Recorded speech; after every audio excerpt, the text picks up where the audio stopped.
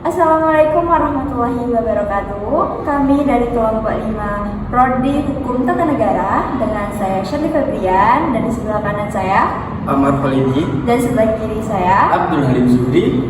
Kami akan mempresentasikan materi kelompok kami dengan judul jenis dan sifat persidangan di Mahkamah Konstitusi. Adapun materi yang pertama akan disajikan oleh saudara kami, saudara Halim. Bismillahirrahmanirrahim. Baiklah, saya akan sedikit menjelaskan tentang jenis dan sifat persidangan Mahkamah Konstitusi. Yang pertama, persidangan sengketa konstitusi. Persidangan ini terdapat sengketa yang timbul yang berkaitan dengan interpretasi dan penerapan konstitusi. Yang kedua, persidangan uji materil. Persidangan ini berfokus pada pengujian undang-undang atau peraturan pemerintah terhadap konstitusi. Yang ketiga, persidangan penegakan putusan. Setelah Mahkamah Konstitusi membuat keputusan, persidangan ini mungkin diperlukan untuk memantau pengakuan putusan yang telah dibuat. Dan yang keempat, persidangan penafsiran konstitusi. Persidangan ini fokus pada memberikan penafsiran atas ketentuan dalam konstitusi. Yang kelima, persidangan konsulatif. Mahkamah Konstitusi dalam beberapa kasus dapat diminta memberikan pendapat atau nasihat hukum kepada lembaga pemerintah atau badan legislatif. B. Hukum acara Mahkamah Konstitusi menurut Undang-Undang Nomor 24 Tahun 2003. Dalam pasal 28 ayat 1 sampai 5 nomor 24 tahun 2003 tentang Mahkamah Konstitusi mengenai hukum acara Mahkamah Konstitusi, yaitu 1. Mahkamah Konstitusi memeriksa, mengadili, dan memutus dalam sidang pleno Mahkamah Konstitusi. 2. Dalam hal Ketua Mahkamah Konstitusi berhalangan memimpin sidang pleno sebagaimana dimaksud pada ayat 1, sidang dipimpin oleh Wakil Ketua Mahkamah Konstitusi. Ketiga, dalam hal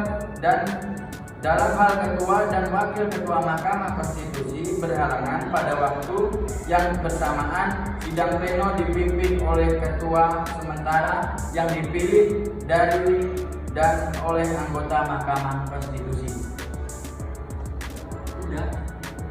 Baiklah, saya akan melanjutkan materi dari saudara Abdul Halim Zuhri. Hukum acara Mahkamah Konstitusi menurut Undang-Undang Nomor 24 Tahun 2003. Nomor 4, sebelum sidang pleno sebagaimana dimaksud pada ayat 1, Mahkamah Konstitusi dapat membentuk panel hakim yang anggotanya terdiri dari sekurang-kurangnya 3 orang hakim konstitusi untuk memeriksa yang hasilnya dibahas dalam sidang pleno untuk diambil putusan. Kelima, putusan Mahkamah Konstitusi diucapkan dalam sidang terbuka untuk umum.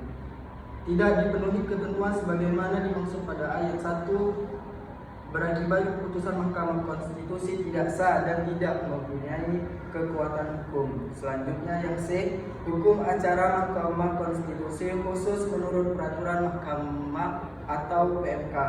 Pengujian undang-undang terhadap Undang-Undang Dasar, hukum acara khusus yang mengatur prosedur dalam hal-hal lain terkait dengan pengujian undang-undang di dalam Undang-Undang Mahkamah Konstitusi meliputi hal-hal sebagai berikut. A. Undang-undang yang dapat dimohonkan pengujian. B. Pihak yang dapat bertindak dalam permohonan pengujian undang-undang. Yang C. Bentuk pengujian undang-undang. Yang D. Kewajiban Mahkamah Konstitusi menyampaikan salinan permohonan kepada institusi atau lembaga negara tertentu atau terutama negara pembentuk undang-undang. Yang E. Hak MK meminta keterangan terhadap lembaga negara terkait dengan permohonan materi putusan dan putusan pengujian undang-undang dan kewajiban Mahkamah Konstitusi setelah putusan. Selanjutnya yang D, pemeriksaan pendahuluan. Sidang pertama harus ditetapkan dalam jangka waktu 14 hari setelah permohonan dicatat dalam buku register sebagaimana diatur dalam pasal 34 Undang-Undang Mahkamah Konstitusi. Sidang pertama ini adalah sidang untuk pemeriksaan pendahuluan. Sidang ini merupakan sidang sebelum memeriksa pokok perkara. Dalam sidang pertama ini, Mahkamah mengadakan pemeriksaan kelengkapan perkara dan kejelasan materi permohonan. Pemeriksaan ini dilakukan oleh panel atau pleno dalam sidang pemeriksaan pendahuluan yang terbuka untuk umum. Apabila dalam pemeriksaan ini ternyata materi permohonan itu tidak lengkap dan atau tidak jelas, maka menjadi kewajiban Mahkamah Konstitusi memberikan nasihat kepada permohonan untuk melengkapi dan atau memperbaikinya. Untuk itu, kepada permohonan diberikan waktu paling lambat yaitu 14 hari. Mungkin sekian dari materi saya. Selanjutnya akan dilanjutkan oleh Saudari Sally Febrian. Baik, selanjutnya saya akan melanjutkan dua materi yang telah disampaikan oleh dua teman saya tadi, yaitu mengenai pemeriksaan persidangan. Pemeriksaan permohonan atau perkara konstitusi itu dilakukan secara sidang terbuka. Hanya saja untuk rapat permusyawaratan hakim atau RPH itu dilakukan secara tertutup. Karena sidang terbuka itu dapat dihadiri oleh siapa saja, sedangkan kalau rapat permusyawaratan hakim itu dilakukan secara tertutup karena memerlukan ketenangan yang tinggi, maka setiap orang yang hadir dalam persidangan tersebut wajib menaati tata tertib yang sudah tertera di dalam persidangan.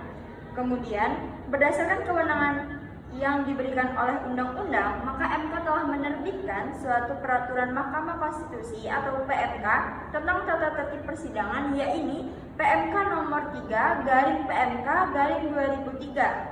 Selanjutnya yaitu mengenai rapat permusyawaratan hakim. Rapat permusyawaratan hakim atau RPH merupakan rapat pleno hakim untuk membahas surat-surat terkait perkara, membahas perkara, mengambil keputusan, dan finalisasi putusan. RPH dilakukan secara tertutup yang dihadiri paling sedikit 7 orang hakim. Dalam RPH melalui sidang pleno tertutup, hukum acara Mahkamah Konstitusi dalam teori dan praktik 859 dipimpin oleh ketua sidang. Selanjutnya, pengucapan putusan. Dasar hukum putusan perkara konstitusi adalah Undang-Undang Dasar 1945 sebagai konstitusi negara. Untuk putusan yang mengabulkan harus didasarkan pada sekurang-kurangnya 2 alat bukti yang sah dan keyakinan hakim bahwa permohonan itu memenuhi alasan dan syarat-syarat putusan harus memenuhi fakta-fakta yang terungkap dan terbukti secara sah dalam persidangan dan pertimbangan hukum yang menjadi dasarnya. Kemudian yang terakhir, cara pengambilan putusan dilakukan dengan musyawarah untuk mufakat dalam rapat permusyawaratan hakim melalui sidang pleno tertutup yang dipimpin oleh ketua. Sidang pengambilan putusan dengan suara terbanyak bisa jadi mengalami kegagalan karena jumlah suara sama. Apabila demikian, maka suara ketua terakhirlah dalam sidang pleno yang akan dijadikan sebagai putusan. Mungkin itu saja. Baik, mungkin sekian dari video kami. Kami mohon maaf apabila ada kekurangan. Kami akhiri. Wassalamualaikum warahmatullahi wabarakatuh.